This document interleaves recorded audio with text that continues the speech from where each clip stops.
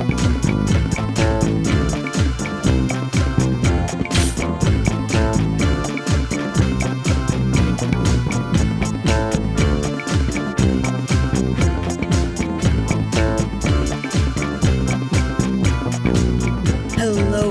and welcome to HHH, the podcast where we talk about those horrible humans in history. I am your host, Angela Pearson, and if you are new here, thank you so much for joining us. We are so glad to have you here, and if you've been with me for a while or you've been here from the beginning, thank you so much for your support. I really appreciate it. So make sure you are liking and subscribing to this podcast and you have the notifications turned on just in case I have to upload at a random time because of an emergency or something. Just make sure you have those notifications on and make sure you're sharing this with other people. I want to make our audience grow as much as we can. And I can only do that with your guys' help. So if you like these episodes, help me share them. I just do this for fun and I would love it to be a huge audience just for funsies. So help me with that by sharing this podcast. Anyways, if you have any suggestions of people you would like to hear about, please send me a message. You can message me on Instagram or Facebook, or you can just comment on this episode and I will get that information because I want to talk about who you guys want to hear about. So make sure you're sending me any suggestions that you have. Now, today, we are going to be talking about someone who was vital to the transatlantic slave trade, but I guarantee most of you have never even heard of this person. So we are traveling to West Africa in the early 19th century to talk about one of the most powerful and controversial rulers of the Kingdom of Dahomey. I'm sure you probably have never heard of Dahomey either. But we are going to be talking about King Gezo. And just so I only have to say this once, most of what we know about Gezo's story comes from either oral histories, European trade records, and later court chronicles. So it's hard to say what in this story is true, what isn't, what's been blown out of proportion, so just take stuff with a grain of salt. Majority of what we're going to talk about is true, but some of the stuff may have been exaggerated throughout history and from the people recording the history. So keep that in mind as we talk about this individual. But Gezo is remembered as a brilliant military reformer, a political strategist, and a king who expanded Dahomey's influence across the region. But he's on our list for a reason. He's also remembered for something far darker: the intensification of human sacrifice, brutal internal repression, and his deep involvement in the Atlantic slave trade, even as global pressure mounted to end the slave trade. This story is about power, ambition, violence, and the cost paid by ordinary people living under an absolute warrior monarch. We'll break down Gezo's childhood, his rise to power, and the coup that put him on the throne, the wars he fought, the policies he enforced, and the devastating impact of his reign. So buckle up. This is going to be a good one. Let's dive in.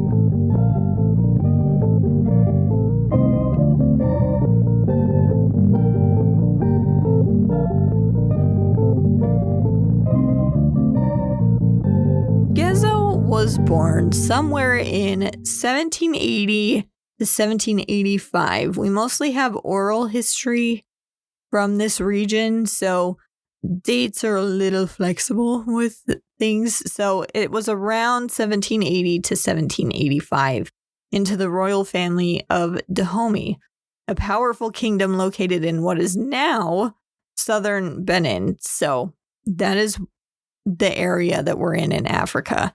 Dahomey was already a militarized state by the time Gezo was born. Warfare, tribute-taking, and enslavement of defeated enemies were central to the kingdom's economy and identity. So that was already pretty ingrained when he was born. He was one of many sons of King Angongolo. Hopefully I said that right. Royal childhood in Dahomey was not soft or sheltered, so it wasn't like a lot of other areas. From an early age, princes were trained to be warriors, leaders, and political survivors. The palace environment was ruthless. Rival siblings, ambitious generals, and court factions constantly maneuvered for power. So we've seen a lot of that in some of our other episodes where there's a lot of backstabbing and politics happening in the area where the children are growing up. And as a child, Gezo would have been exposed to public executions, ritual sacrifices, and military parades meant to glorify the state and intimidate enemies. This environment normalized violence for him as a tool of governance. So that was completely normal for him. That was just a way of life. And loyalty to the king and kingdom came before everything else. Now, Gezo grew up watching Dahomey fight neighboring states like Oyo. I love the names in this episode, by the way. They're way more fun to say than some of the other names I've had to pronounce in episodes. So states like Oyo and various Yoruba kingdoms, these conflicts weren't just about territory. They were about tribute, captives, and prestige. Victory meant slaves and wealth. Defeat meant humiliation and vulnerability. So even as a boy, Gezo reportedly showed intelligence, ambition, and a strong personality. Now, something to keep in mind, he was not the eldest son, so he was not supposed to become the ruler. His path to power was not straightforward in any way, shape, or form. That reality shaped much of his early political behavior. So, as Gezo entered his teen years, Dahomey was facing serious pressure from the Oyo Empire to the north.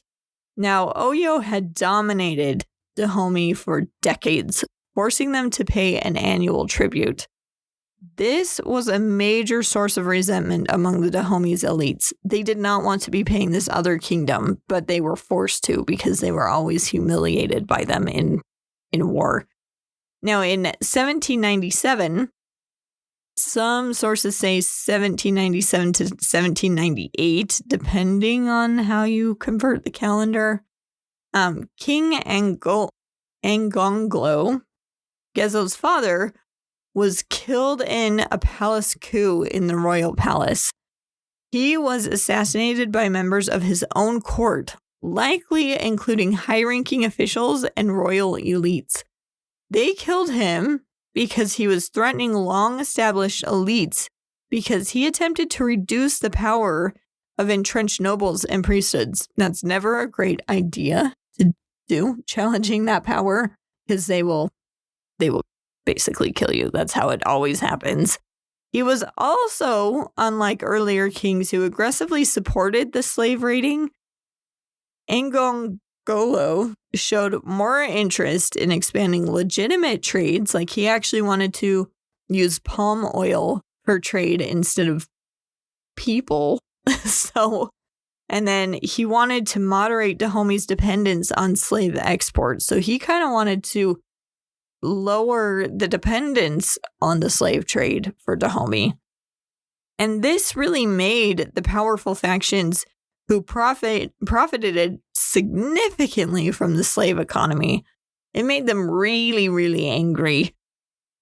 So another thing he did that made them super angry was he pursued diplomatic relations with the Portuguese and other countries, including sending embassies abroad to try and, make good terms with all these other countries. And many thought that this was destabilizing or even dangerous for Dahomey.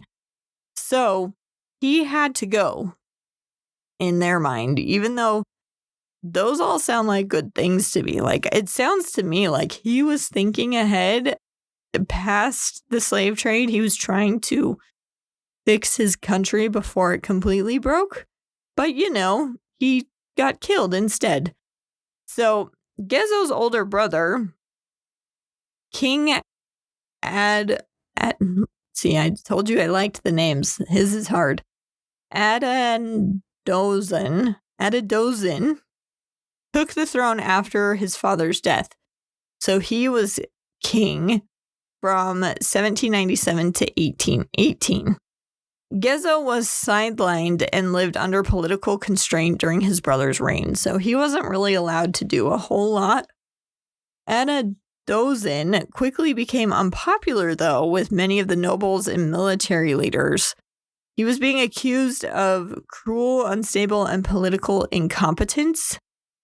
Whether all of the accusations were actually true or exaggerated by his rivals, either way, the results were the exact same. Nobody liked him in court. Now, while all of this was happening to his brother, Gezo was building alliances quietly. He cultivated relationships with military commanders and influential palace officials. He also aligned himself with foreign slave traders, particularly the Brazilian merchants operating along the coast. Brazil was the biggest receiver of slaves in the transatlantic slave trade. They got the bulk of slaves. I know a lot of people think it was the United States. It was not. It was Brazil. Brazil was the biggest player who wanted slaves. And so this Brazilian leader was very powerful, very strong, had a lot of money to support himself. And so Gezo aligned himself with these people, and these traders provided firearms and political backing, which would later become critical for Gezo. Now, Gezo learned how the real power of the Dahomey Empire worked. It wasn't just through royal blood, but through control of the army, weapons, and trade. And that's what he was working on, all while his brother was king.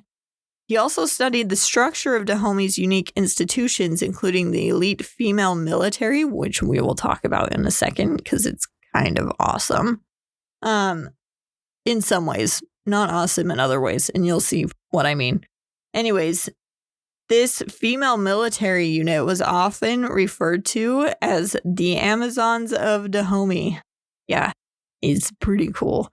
These women were highly trained soldiers, locally directed by the king, and Gezo recognized their strategic value very early on. And again, we'll talk more about them in a second. But by his 20s, Gezo was no longer just a prince.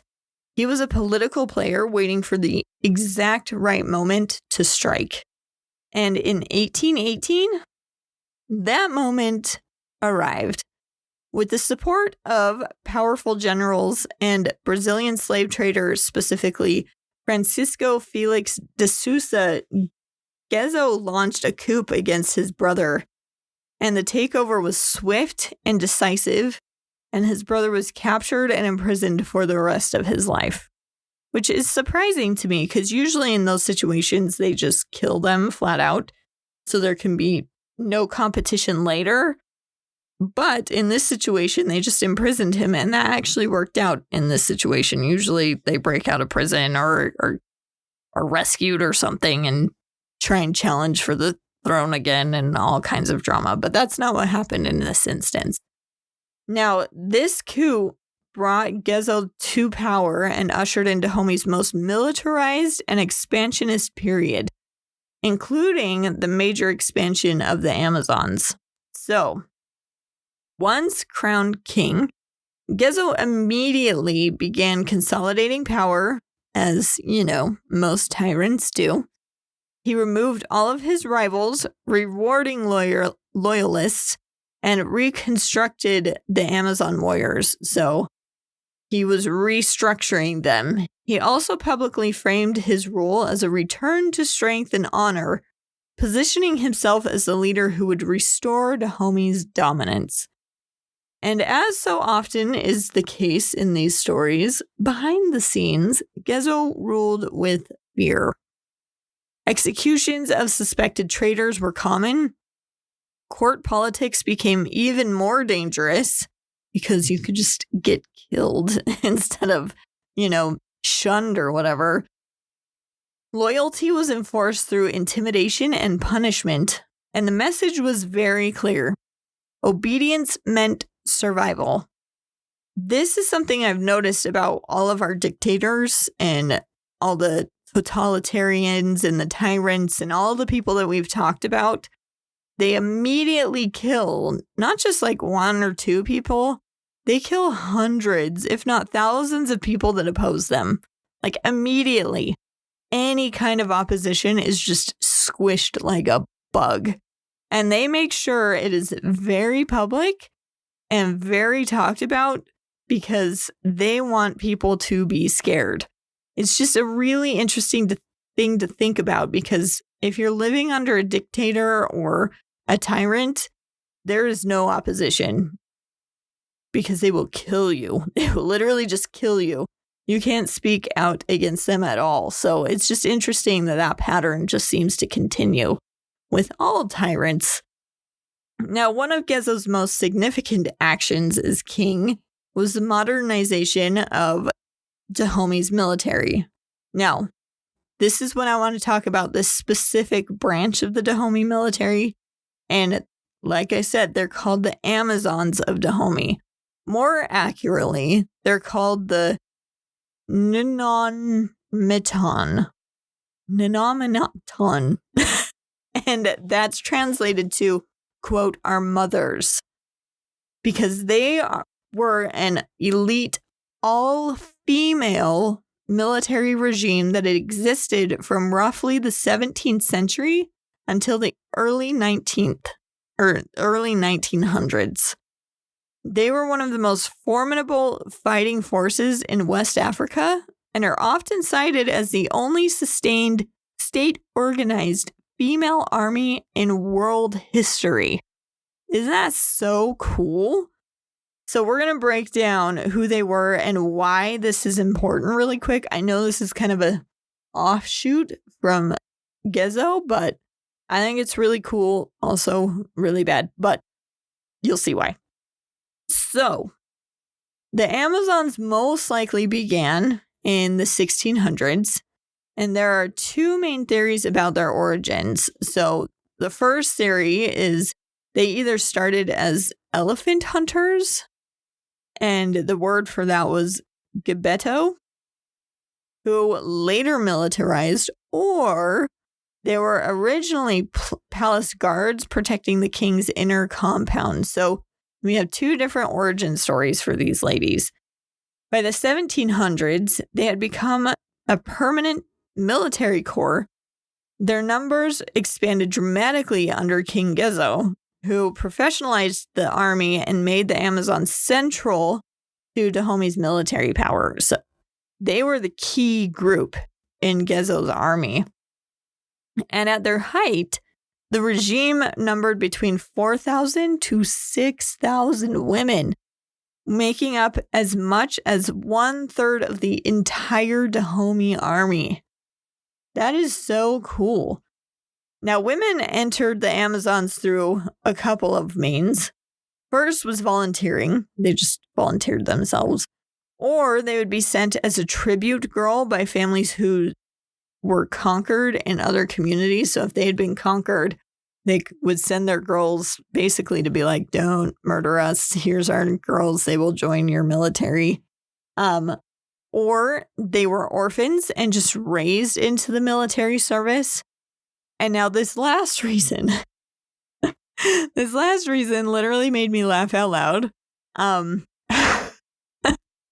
It was, the last reason was these women were part of the military because they were women who were considered unmarriageable or rebellious. Unmarriageable. What the heck does that even mean? Unmarriageable. I was telling my husband about that and he's like, does that mean they're ugly? And I was like, I don't know. Like, probably the nice, horrible way of saying that no one wanted to marry them because they were ugly. I don't know. Maybe they were just rebellious and could not be controlled. I don't think that's what that means. But what do you think unmarriageable means? Anyways, so that's how the women actually joined this group. And once they were inducted, they were declared, quote, wives of the king. Now, this was just symbolic. They weren't like, it wasn't romantic or sexual or anything. This was just symbolic, and it meant that they could not marry or have children. They could have no sexual relationships. They were forbidden. They were socially elevated and politically protected, so they didn't need to fill the same role as all the other women in the community because they were protected by the law and the king. Now, the training for this group was super brutal. Some of the stuff they did was climb walls full of thorns. They had really long marches and a bunch of other really tough things that they had to endure. They were taught to suppress all their emotions and show no hesitation when they killed. And European observers often remarked on their iron discipline and fearlessness. So they were most known for their really tall spears, which were supposedly sharp enough to slice a man in half. That's what the rumor is. But they also used clubs, machetes, and eventually they would use muskets and rifles, bayonets, and short swords for close combat. So they did evolve over time with their weapons. In battle, they were known for charging directly into the enemy lines. And they often suffered a lot of casualties because of this. They were just so brave. They would charge head on into the enemy lines, and they refused to retreat. Now, the reason I wanted to specifically talk about these ladies, besides them sounding freaking awesome, well, that is enough. That is until this part, because we have to talk about something uncomfortable when it comes to them, but it's a really important part of their history. The Dahomey was heavily involved in the Atlantic slave trade, which we'll go into more detail later. But the Amazons specifically participated in slave raiding expeditions. So they would purposely go out and capture prisoners of war, and they would guard the enslaved people prior to their export to other countries to be slaves. So basically, they were the ones going out and gathering all the people that were going to be sold into slavery. 1.9 million slaves came from Dahomey to the Western slave trade. So they played a pretty big role. And that's why it's important that we talk about them, because, like I said, they were the ones actually gathering all the slaves. They were the main obtainer of the slaves, and they would raid nearby towns and bring home slaves. And the people who resisted them, they would just bring their heads home. Now, Stanley Alpern, he was a visiting missionary to Dahomey, said that when the Amazons walked out of the palace, they were preceded by a slave girl carrying a bell. The sound told every male to get out of their path, retire a certain distance, and look the other way. And Jacob Bauer, a visiting European, found 18 towns that were just completely empty because everyone had been captured or killed by the Amazons and sent into the slave trade. Not the ones that were killed, the ones that were captured. Now, with all of that being said, let's get back to Gezo and his involvement in all of this. So under Gezo, Dahomey launched aggressive campaigns against neighboring territories. Villages were raided, towns burned, and thousands of captives were taken. These wars were not defensive wars by any means. They were all economic. They were all to support the slave trade. Now, captured people were either forced into labor within Dahomey or sold to Europeans and Brazilians in the slave trade along the coast. This trade brought wealth into the royal treasury and allowed Gezo to maintain the military superiority. Gezo also finally achieved a major political goal, breaking free from Oyo's dominance. Remember the Oyo? They were dominating Dahomey forever and charging them some kind of penance for being so dominant. But after Oyo weakened due to internal collapse and extreme pressure, Dahomey stopped paying their tribute and basically declared themselves independent and sovereign away from the Oyo, finally. And this victory actually boosted his reputation as a strong ruler. So one of the most disturbing features of Gezo's reign was the scale, organization, and public nature of the killing of slaves or political targets. These killings were not random acts of cruelty. They were carefully staged political tools designed to reinforce royal authority and intimidate both subjects and his rivals. To show you how bad it was, like how normal it was to kill people, the huts in Gezo's palace were built with blood of human sacrifice victims. Like, they literally just found this. It was in a magazine, and it's called Archaeology News from 2024. They found human blood in the walls of these huts. They also used human skulls for bricks, and Gezo's throne literally rested on the skulls of 4 of the enemy chiefs that he defeated. So, yeah, death was pretty normal in his kingdom. Now, many of these executions took place during the annual customs. It was a massive state ceremony, which was meant to honor deceased kings and reaffirm loyalty to the throne. Under Gezo, these ceremonies grew much larger and much bloodier. The Dahomey believed they could communicate with the gods using human sacrifice, and there were usually about 500 people killed a year, and 10% of those were killed during this annual custom of yearly slaughter. So many of their victims were slaves they didn't want anymore or couldn't sell, because the slave trade, at least the transatlantic slave trade, was slowly starting to die, which I'll explain in a second. But these sacrifices were the slaves that they couldn't sell. They were paraded around before the court and crowds, sometimes forced to kneel before royal officials while their fate was publicly announced. Execution methods varied, but most commonly it included beheading with ceremonial blades, because that's so much better than just any other blade. Gotta have those ceremonial blades. They would cut throats, or blunt force killing was also used with heavy weapons. The public nature of these deaths was very intentional, and spectators were meant to witness the king's absolute power over life and death.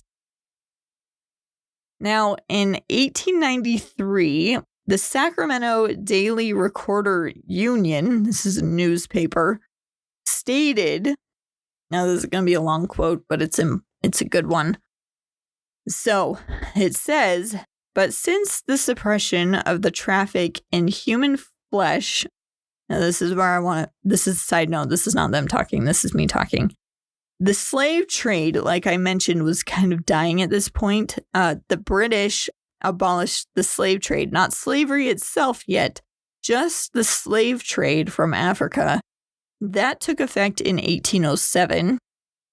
The United States banned the slave trade, not slavery itself, just the slave trade, in 1808, and Brazil banned the slave trade in 1850. So, it took Brazil almost 50 years after Britain and the United States banned it, but we'll just move on from that. But just so you know, This is 1893, and the United States and Britain banned it early 1800s. So the slave trade is dying pretty quickly. So that's kind of what this is talking about. So rewind, we'll start over. But since the suppression of the traffic in human flesh, the lives of slaves are comparatively worthless in Dahomey, and hundreds are annually put to death with the most savage tortures. They dismember limb by limb, they are tied to a post, and hounds are set to worry them to death. They are securely fastened to the ground near the nest of ferocious ants of the country that attack them and tear their flesh bit by bit away. The spectacle of a still living man with his body half eaten by the ants being not infrequently seen. Near the royal palace, there are long avenues, and when the king desires to receive an embassy with unusual pomp, giblets are erected. Gibbets, not giblets. Gibbets, are erected, and on these are hung, head downward, dozens of hapless slaves, there to remain guarded by the king's soldiers until death puts an end to their suffering. Even before the breath has left the body, however, the vulture, in Dahomey a sacred bird, begins to work, and the screams of the sufferers torn to pieces by the greedy birds render the vicinity of the palace hideous. Yeah, that's what this newspaper observed while they were there. It continues by saying that this is nothing compared to what happens when a new king is actually crowned. They say that up to 500 to 1,000 men are actually put to death to provide the deceased king a convoy to join him in the afterlife.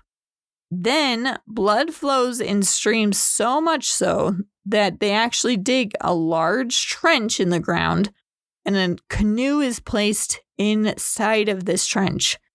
And they would kill and drain the blood into this trench until the canoe could float on human blood. That's what this newspaper is saying. How horrific does that sound? That sounds awful. Now, executions were not limited to war captives, like I mentioned. Gezo also used death as a punishment for internal dissent, so his political rivals. Court officials accused of corruption, treason, or disrespect towards the king could be executed without formal trials. Accusations alone were enough to get executed. All you needed is someone to accuse you of not being loyal. Some were strangled quietly inside the palace compound. Others were executed publicly to make an example out of them. Servants, messengers, and minor officials, they were not exempt from this either. So it wasn't just big officials. It could be just anyone. A single mistake, such as delivering bad news improperly or violating palace protocol, could lead to death. Bodies were sometimes displayed temporarily as a warning before being removed for ritual purposes connected to ancestor veneration. Now, the message was unmistakable. Resistance to Dahomey ended in public destruction. So, sounds like a really fun place to live, if you ask me. Now, executions in Dahomey under Gezo were highly ritualized. Victims were sometimes dressed or positioned in symbolic ways tied to religious beliefs about the afterlife and the royal ancestors. So there was a lot of tradition behind some of the human sacrifices that they performed. In some cases, commended or condemned individuals, not commended. They were not commended because they were getting put to death. Condemned individuals were forced to participate in some ceremonial processions before being killed. So they had to be paraded around for everyone to look at them before they could be put to death. This transformed executions into political theater, blending religion, intimidation, and speculation. So not speculation, a spectacle. It was a spectacle, a speculation. Everyone's behind the scenes speculating about what's going to go on. Anyways, foreign visitors and diplomats who saw these events often recorded their shock at the scale and frequency of killing. Now, imagine you're coming from Britain and then you see all these public executions and ritualistic sacrifices. It would be pretty shocking and horrific. Now, Gezo was aware of this reaction, and in many cases, he allowed foreigners to witness the executions deliberately to project strength and fearlessness. So he wanted the outside world to have this perception of them that they were fearless and ferocious. Gezo did not rule solely through military victories, though. He used psychological control with all of these executions, and the constant threat of death kept nobles loyal, generals were obedient, and ordinary citizens were very cautious. People learned to avoid drawing attention to themselves, to obey palace orders quickly, and to show exaggerated displays of loyalty during public ceremonies, like over the top, "We love you, you're so amazing," which I don't blame them because they were worried they could be next. Fear became part of their daily life. Now, while we don't have the exact numbers of how many people were killed, because it's kind of impossible to verify at this point, historical accounts suggest that hundreds of people could be killed during a major ceremonial period alone. So it could be a pretty significant number of people that have been killed over the course of Gezo's reign. So the cumulative death toll from executions and ritual killings probably was in the thousands.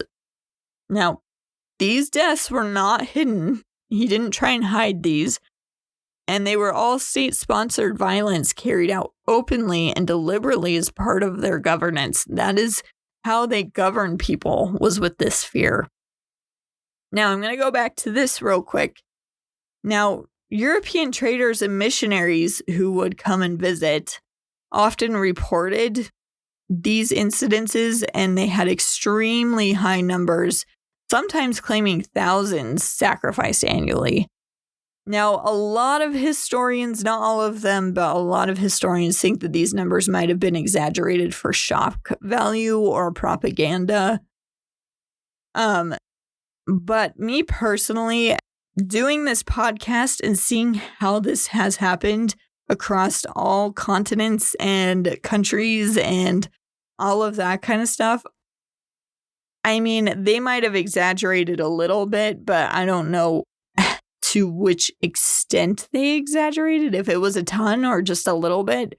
But I think it could be close to what they were saying personally, based off of what atrocities I have talked about and how frequently we see this. Like, for example, there are human sacrifices in ancient Egypt and the Shang dynasty in China, Aztec Empire, and even early European pagan cultures sacrificed people. So it is very possible that the accounts that they said could be exaggerated, or they might not be. It's kind of hard to say when you're not there witnessing it. As a historian, you can only go off of the information that you have, and the information that we have is mostly from European accounts because the Dahomey mostly kept audio records, not audio, but like they would tell the stories. That's how they would record their history. So what made him stand out, though, Dahomey, from all of these other cultures that practiced human sacrifice, was that he actually continued his rituals into the 19th century, when most Europeans were actively documenting these rituals. So that's another thing. Most of the other rituals were taking place at a time that documentation wasn't super great. But in the early 19th century, people were really starting to take written down documentation of these things. So it's hard to say how many people actually were killed. I think the truth lies somewhere in the middle of a small number that historians think might have happened and the large number that was reported by the Europeans. I think the truth is somewhere in the middle there. Either way, it doesn't matter because the killing is killing and it's horrendous. Doesn't matter how many people died. It was awful and horrendous, and they did it in horrific ways. Now, not fast forward, switching gears a little bit, let's talk about the slave trade, because we can't talk about Gezo's reign without talking about his central role in sustaining and expanding Dahomey's participation in the Atlantic slave trade. By the time Gezo came to power, Dahomey had already been involved in the slave trade for generations. However, under Gezo, the trade became even more systemized and militarized. Slave raiding was the primary objective of war. That's the main reason they went to wars, to get slaves. Gezo structured military campaigns around capturing large numbers of prisoners. Entire villages were targeted specifically for their population value rather than their strategic importance. So they just wanted numbers. They wanted people. Survivors of the raids were marched in chains to coastal slave markets such as Ouidah, one of the busiest slave ports in West Africa. At Ouidah, captives were held in barracoons. Those are really crudely made holding pens. While negotiations took place with Brazilian and Portuguese traders, Gezo maintained direct political relationships with these foreign merchants. In exchange for enslaved people, Dahomey received firearms, gunpowder, alcohol, luxury goods, and cash. And these weapons were then used to conduct further raids, creating a brutal, self-sustaining cycle of violence and profit in slave trading. Gezo personally benefited from the trade too. A significant portion of the slave profits flowed directly into the royal treasury. This wealth funded palace expansions, ceremonial displays, military salaries, and elite privileges. It also strengthened Gezo's grip on power by allowing him to reward loyal generals and punish dissenters. Now, British abolitionists, there we go. So the abolitionist pressure intensified during Gezo's reign because, like I mentioned before, Britain and the United States have already banned the transatlantic slave trade at this point. Now, the British actually had naval patrols attempting to suppress slave shipments along the west coast of Africa. And diplomats repeatedly demanded that Dahomey abandon the trade.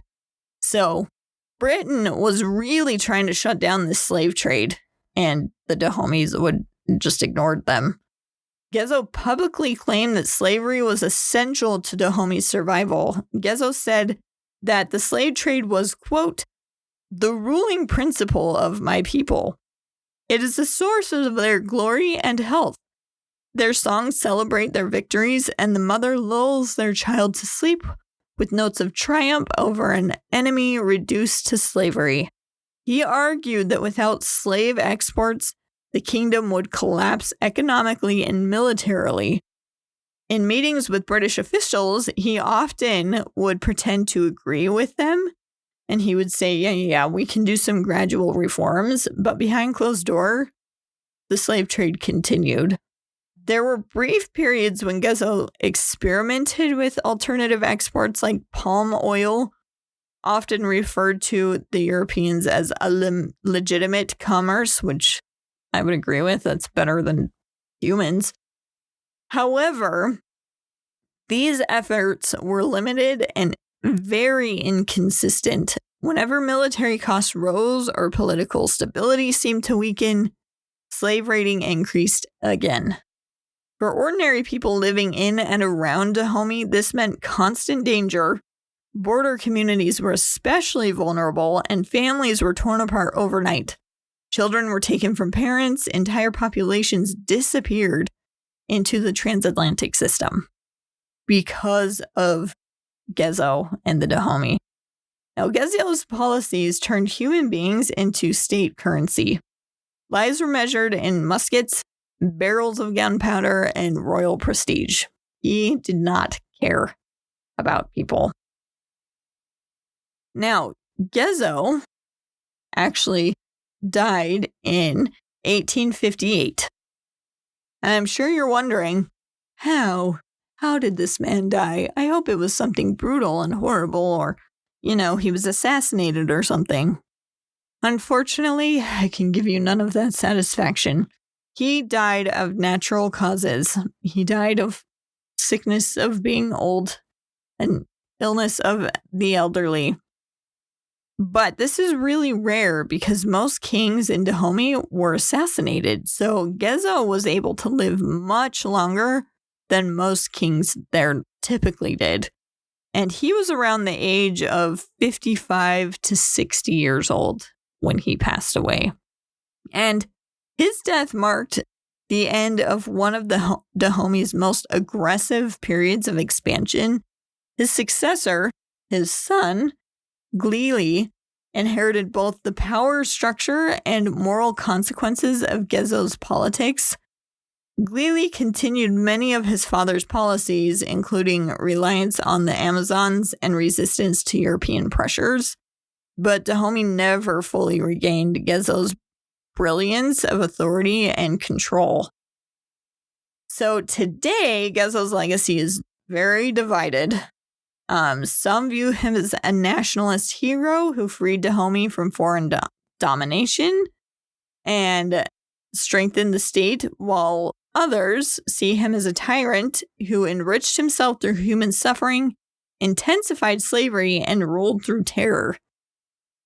I think both perspectives exist and both are rooted in historic reality, so both of these things can be true at the same time, unfortunately. Now, I also thought you might be curious as to what happened to the Amazons, because I'm sure you've noticed they aren't around anymore. So what happened to them? Now, the Amazons fought their last major battles during the Franco-Dahomeyan Wars in 1890 to 1894. So this was the Dahomeys fighting against French colonial forces. Despite their courage, they were outmatched by the French because the French were using machine guns and modern artillery and superior logistics. So they just got destroyed. French officers described being shocked by the Amazons' willingness to fight to the death. Casualties were devastating. 2,000 to 4,000 women killed, and many veterans were killed or captured. After Dahomey was defeated and absorbed into the French West Africa, the regiment was officially disbanded. So that is where the Amazons went.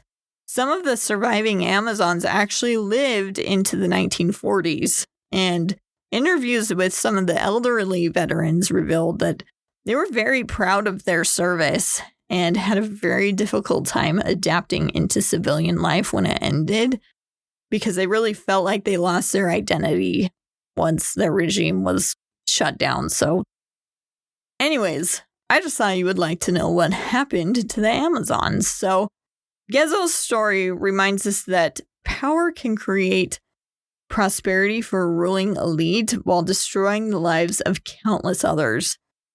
Behind the military parades and royal ceremonies were villages burned, families separated, and people sold into permanent bondage.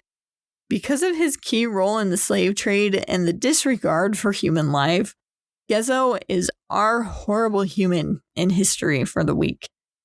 Thank you so much for listening to today's episode. If you enjoyed it, make sure you follow and subscribe and share the show with anyone that you think would be interested in this kind of topic. If they like history, if they like true crime, either or. Make sure you're sharing this. We want to grow our audience, so please help me. If you have any suggestions on people that you would like to hear about, please send them my way. I want to talk about who you guys want to hear about.